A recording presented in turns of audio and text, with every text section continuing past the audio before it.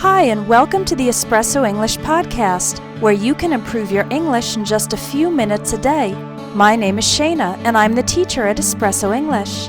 Make sure to visit the website espressoenglish.net, where you can get online courses and ebooks that will help you learn English even faster. Let's get started with today's lesson.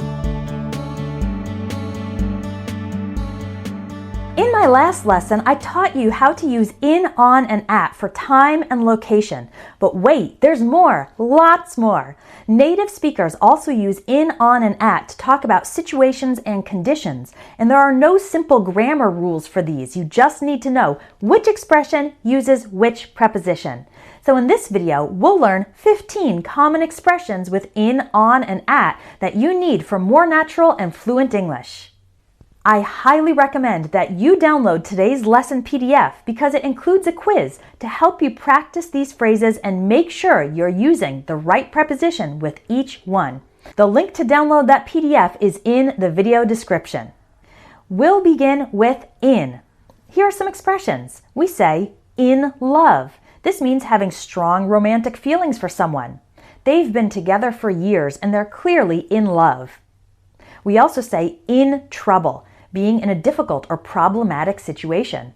If you miss another deadline, you'll be in trouble. In charge means having control or responsibility. She's in charge of the entire project. In a hurry or in a rush, this means needing to move or act quickly. I can't talk right now because I'm in a hurry. In control means having power over a situation or over your emotions. Even under pressure, he stayed calm and in control. Let's look at some expressions with on.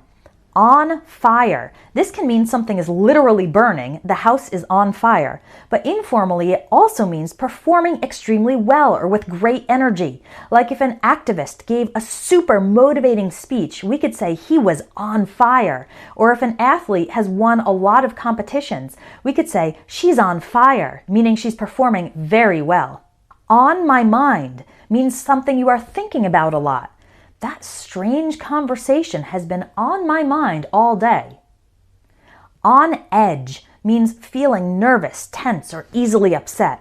With the threat of war, everyone is on edge. On track means progressing according to plan. We're behind schedule, but we're getting back on track.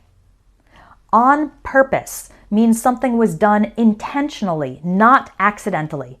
I know he saw my message. He's ignoring me on purpose. Finally, some expressions with at. At a standstill. This means no progress is being made.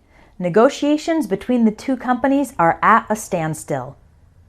At risk. This means being in danger of a negative result. Not wearing a seatbelt puts your life at risk. At fault. This means responsible for a problem or mistake. Police investigated to find out who was at fault for the accident. At ease. This means relaxed and comfortable. She felt at ease as soon as she walked into the room. And at stake means something important could be gained or lost. With so much money at stake, they had to be careful with their investments. Remember, when in, on, and at are used in these ways, don't try to translate them word by word or apply the time and place rules. These are fixed expressions. You learn them as chunks, not as individual words. That's how native speakers use them. There are lots and lots more of these. Want to learn and practice them with me? We cover common expressions with prepositions inside my new Prepositions Pro course. So you'll learn both the basic meanings and a number of common phrases using each preposition to expand your fluency day by day. Click on the link in the video description to learn more about the Prepositions Pro course and sign up because I'd love to help you master English prepositions and their expressions. Bye for now. If you want more great English lessons, visit espressoenglish.net, where you can sign up by email to receive a free ebook with 500 plus real English phrases.